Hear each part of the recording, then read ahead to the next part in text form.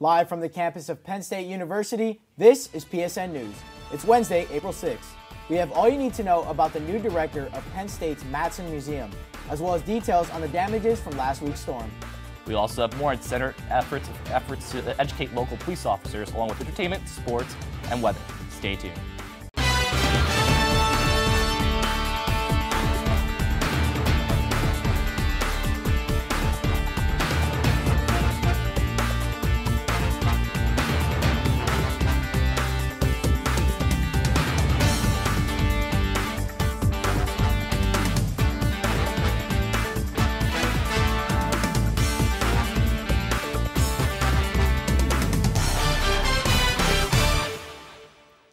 Thanks for joining us tonight. I'm Carlos Garcia. And I'm Aidan Torok. James Doyle was just appointed director of the Penn State Matson Museum of Anthropology. The Matson Museum is expected to be one of the exhibits making the transition to the new Susan Welch Liberal Arts Building, set to open in 2024. Former director Claire Milner retired in 2021.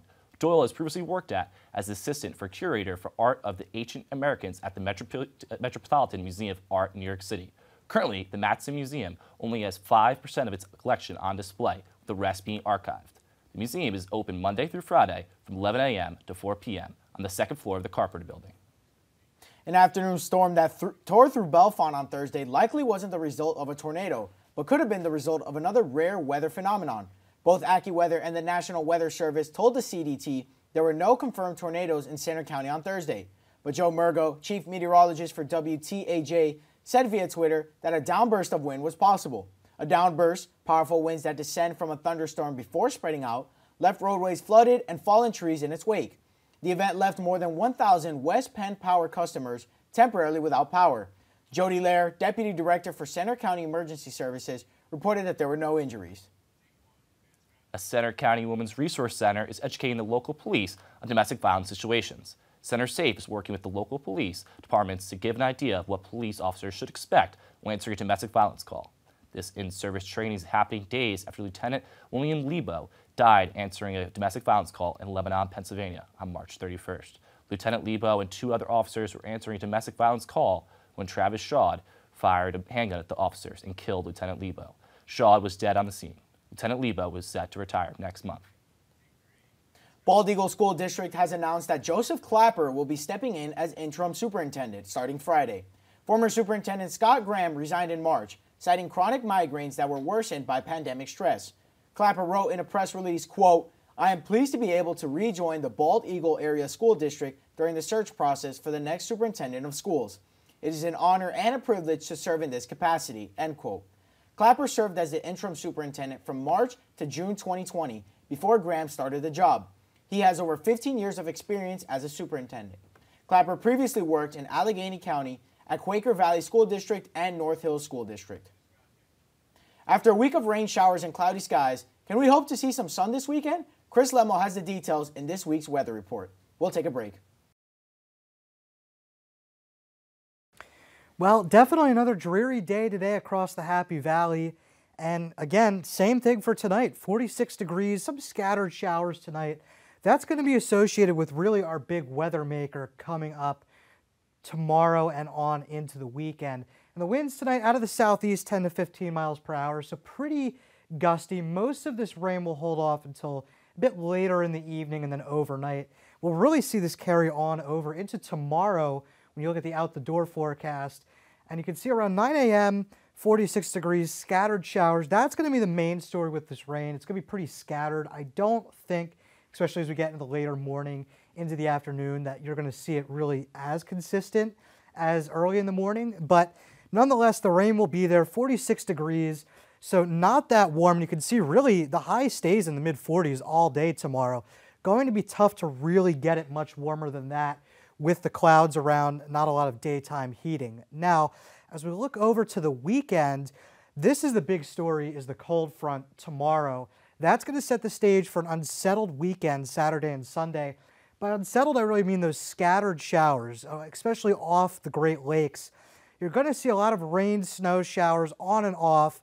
Here in the valley, I think it's going to be pretty hit or miss. Probably partly cloudy, then occasionally you'll get that quick shower move through. But overall, not terrible. But a lot colder than average this weekend. That's really going to be the main story behind this cold front that moves through tomorrow. So taking a look at the 7-day outlook here, temperatures in the mid-40s tomorrow, pretty ugly day with that cold front moving through.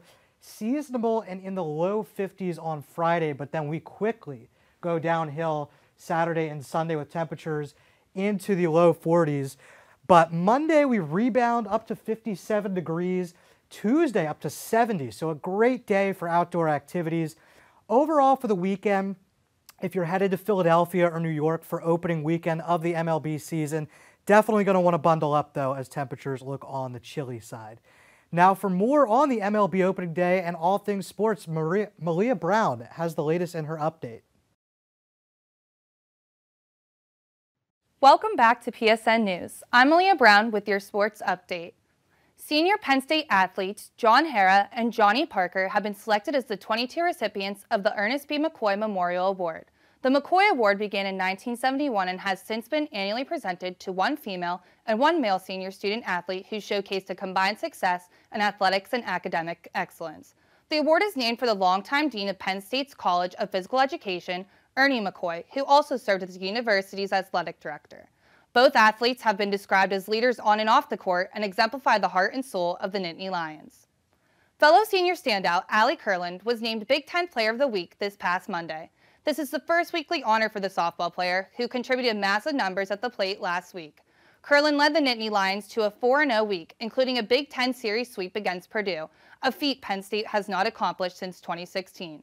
Kurland went 2 for 4 with 2 home runs and 5 RBIs in her first game against Purdue. She is now the 7th Nittany Lion to have had 5 RBIs in a game and tied the school record for the most home runs in a single game. Kurland leads the Nittany Lions in home runs with 13 and RBIs with 33. Her home runs are the 3rd best mark in the Big Ten, along with her 14 double being the 2nd best mark in the Big Ten and 3rd best mark in the entire country. Kurland is the first Nittany Lion to win the honor since 2015. Kurland and the rest of the Nittany Lions will be hitting the road this weekend for a series against Michigan starting this Friday. The #1 Kansas Jayhawks are the national champions after defeating the #8 North Carolina Tar Heels in New Orleans Monday night. Kansas overcame a 15-point deficit at halftime and conquered UNC with a final score of 72-69. This was their first NCAA tournament since 2008. This victory gives Kansas a total of 4 national championships in program history. At the start of the second half, the Jayhawks went on a 20-6 run and took the lead for the first time since the start of the game. Further into the second half, Kansas held North Carolina to 28% from the field and recorded 14 points off turnovers just in the final 20 minutes of the game. The head coach of the Jayhawks, Bill Self, now has 2 NCAA tournament titles and is the first Kansas coach to have earned multiple titles. That's all for your sports update. After the break, Jay Sobardo has the latest updates from the entertainment world. Stay tuned. Welcome back to PSN News. I'm Jay Sobardo with your entertainment update. Penn State Center Stage will present Lerner and Loewe's Brigadoon. This musical love story follows 2 American tourists, Tommy and Jeff, who go on a trip to Scotland and end up in Brigadoon, a mythical village that appears for only one day every 100 years. Now, outsiders can't get too comfortable in Brigadoon unless they fall in love with a resident of the mythical village. When Tommy falls for one of the village girls, he is faced with the decision to choose between returning to the normal world or gambling on love and staying in Brigadoon. The show will be running from April 12th to 23rd at the Playhouse Theater, with evening performances starting at 7:30. Tickets for the show cost $25, but students can get their hands on some at a discounted price of $12.50.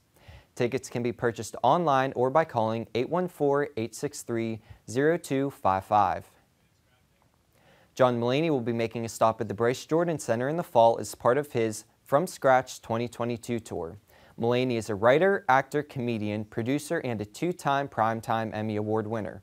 He's best known for his work on Saturday Night Live, but he's also had several stand-up comedy specials. Mulaney has also done voice work in the animated feature Spider-Man Into the Spider-Verse and on the Netflix original series Big Mouth. Mulaney's BJC appearance will be on Sunday, September 25th at 7 p.m. Student tickets for the show went on sale this morning, but tickets for the public will go on sale this Friday, April 8th at 10 a.m. In other campus news, the Visual Arts Graduation Research Exhibit is back at the Hub Robeson Center. Field reporter Shannon Tanzo has the details. Take a look. The Visual Arts Graduation Research Exhibit is back from March 25th through April 17th. Displayed in the Hub Gallery, graduate students are given the opportunity of professional development by presenting their work to new audiences. These students are required to create studio work as a part of their graduate degree program. The exhibition gives them the chance to demonstrate the significance of their ideas and research to judges from outside of their field who score the works and award prizes. Lily Nelvenko, a gallery assistant for the event, spoke on the significance of it. Nice to finally have like student art and like just to show the students that, yeah, it's like we have other people from other places, like other artists, but then there's also students within the community who are doing things. It's nice to just give them that like representation, like that this could be you. The 6 candidates each used a broad range of mediums for this exhibit, from ceramics to oil acrylic paintings, proving the diversity of their artistic research was shown. Applications for graduate students open January 17th of next year and close on March 1st. I'm Shannon Tanzo for PSN News. Sunday night was music's biggest night as artists gathered at the MGM Grand Garden Arena in Las Vegas for the Grammy Awards. The show, hosted by Trevor Noah, had a truly electric open from Silk Sonic. Other performances throughout the night included a tribute to Tony Bennett from Lady Gaga. Olivia Rodrigo brought her hit single Driver's License to life on the stage, and BTS put on a show with a 007-like performance of their song Butter. But the most moving part of the night was John Legend's performance of his new song Free in honor of the recent events in Ukraine. Legend was joined by several Ukrainian artists, and the Ukrainian President Zelensky even made an appearance in a video message. Zelensky talked about the importance of music and the support his country is receiving from all around the world. He also urged the audience to, quote, fill the silence with your music. The winners list is extensive, with Olivia Rodrigo winning 4 Grammys, one of them being for Best New Artist, John Batiste winning Album of the Year for his album We Are, and Silk Sonic walking away with 4 Grammys, 2 of them for Record and Song of the Year. That's all for your entertainment update. After the break, interview anchor Jackie Claire will be speaking to Chris Alderfer, director of photography for the film A Deer in the Woods. Stay tuned. Welcome back to PSN News. I'm Jackie Claire, and alongside me tonight is Chris Alderfer, the director of photography for the student-made horror film titled A Deer in the Woods. This feature film is premiering at the State Theater on April 28th, and tickets are currently available for purchase. Chris is here to share more about his film and the role in the production. How are you doing tonight, Chris? I'm doing great. Thank you for having me. Of course, we're happy to have you here. So before we just really jump into all the nitty-gritty things, can you just kind of explain what viewers will be, what is this movie about, and what could viewers expect to see when they come to opening night? Sure. So the film is a kind of horror dark comedy. Okay. It was written and directed by a Penn State student. And it follows basically a group of student filmmakers who go into the woods, into a house that has sort of a history to it, to make a film. But as things kind of develop, the sort of line of where their film ends and maybe something else becomes blurred. Interesting. I love that it's about student filmmakers, and you guys are student filmmakers yourself. Is that kind of how the idea came to life? Certainly, yeah. We had a team put together for another film that was actually supposed to be shooting in the spring semester of 2021, but with COVID still going on, we had to basically completely pivot and write a new project and write something that was a little bit more feasible in sort of the climate that we're currently in. So the film takes place pretty much entirely in one location. It was shot. Is it filmed in State College? It was filmed in Howard, Pennsylvania, so about 30 minutes away from State College, at the childhood home of the writer and director. Oh, wow. So yeah, it was a lot of... Take little breaks and have snacks with his parents. Yeah, exactly. Craft services and catering was often a home-cooked meal by his mom. That's awesome. But it was kind of a mix of making something that is, you know, a little more artful, while also having to sort of challenge ourselves with those limitations of shooting in, you know, the middle of Pennsylvania, and how that can be used to make something a little bit more interesting. Absolutely. You say it's a horror film. Like, how scary are we talking? Like, I don't know if student films get rated, but if you had to, like, rated R, PG-13, like, what are we talking? It probably would be rated R. There's a little bit of, you know, blood and gore. Right. and there's some strong language too. Okay. But it's nothing crazy. It's not, at least, I mean, it's funny because I'm not that big of a fan of horror films. Yeah. That is very funny. I don't really think it's that scary. I had a little bit of like a shiver down my spine when I read the script for the first time, sure. But we put a lot of time and effort into the kind of making kind of still visually stimulating effects and costumes to try to, you know, really immerse people in that experience. Yeah, costuming and everything. Like, what was your budget for this film? We came in with a budget of around $1,000 to $2,000, and then we crowdfunded to get a little bit more because we were doing this entirely, you know, on our own with no sort of safety net or support from really anybody. It was entirely funded by ourselves and our generous donors. Very impressive. Yeah, it made things definitely, there were certainly some difficulties, but we, you know, got through it and we all kind of grinded and what kind of difficulties, what was the biggest difficulty and obstacle you faced? Well, the film entirely takes place in one location, and it also takes place entirely at night. Okay.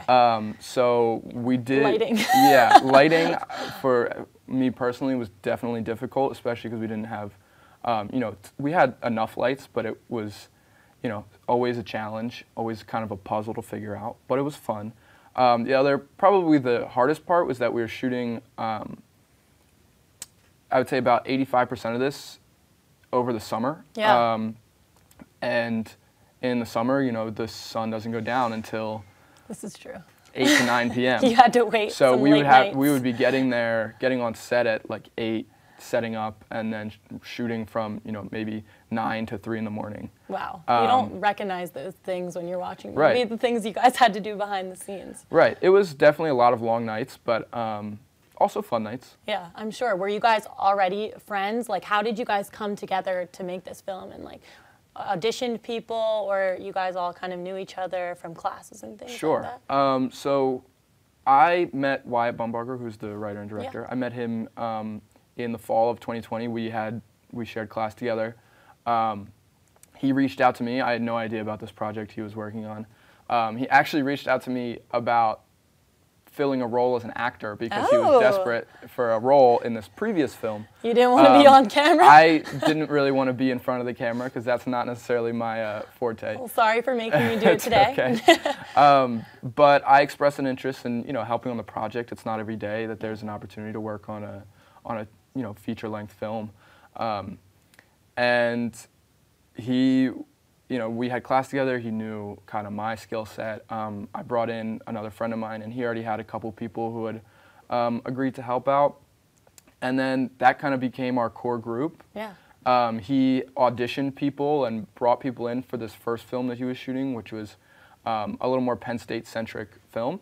But when we had to scrap that idea, we brought in a couple new people, transitioned some people's roles. Thankfully, we already had, you know, a cast. Right. And we were able to just kind of change the roles around and recast a couple things. And we got shooting pretty quickly. Created something special. Yeah. How do you think it turned out? Why do you recommend people come see it? I mean, I think it's for me, it's kind of like one of those things where you work on something for so long and a lot of parts of it are very difficult. Yeah. So to see the finished product is really special, and seeing it all come together. It's a really unique opportunity to see a full, you know, 2-hour movie made by Penn State students. I think I've lost count at this point, but I think there's been over 25 Penn State students that have worked on it in some capacity or another. That's very special. And yeah, it's kind of just, even if you're not a horror fan, even though it's kind of like an R-rated movie, it is a kind of celebration of the Penn State film community. Definitely. And what the Penn State film students here have been doing. So as far as the opening night on April 28th, Sure. Is that the only time it will be available at the State Theater? And the only time like you can see it in theaters as a Penn State student? As of now, yes. It will be one night only at the State Theater on April 28th at 7 p.m. One night only. After that, we are kind of still figuring out how we're going to, you know, roll it out after that. It will eventually be somewhere where people can watch it, but for now, just that night. That's really awesome. I'm so excited I got to hear about it. I'll definitely be one of the people in the film studio that night myself. I definitely can't wait to see it. Thank you so much for coming. Thank you. To all those watching, definitely be sure to check out A Deer in the Woods on April 28th at 7:00 p.m. in the State Theater. Tickets are now available through the link on their Instagram at ADITW Film. I'm sure it will be a production you won't want to miss. Now, Aidan and Carlos will give us the latest in news from across the nation. We'll be right back. Former New York Governor Andrew Cuomo is suing New York's Ethics Commission. Cuomo is trying to stop the state from seizing his received earnings from his published book about his leadership during the coronavirus pandemic. Cuomo is accusing the Joint Commission on Public Ethics of violating his constitutional right and having a bias against him. The commission is ordering Cuomo to give up the $5.1 million he made from his book deal last year. Cuomo resigned as governor of New York after Attorney General Letitia James documented multiple accusations of sexual assault. A Nevada man accused of kidnapping an 18-year-old woman from a Walmart parking lot has been charged with murder. The woman, Naomi Aidan, was found dead Wednesday in a remote gravesite near Reno. A cause of death has not been released. The suspect, Troy Driver, was arrested last week on kidnapping charges. The Lyon County Sheriff's Office confirmed Friday that Driver has now been charged with open murder with a deadly weapon, robbery, burglary, and destruction of evidence.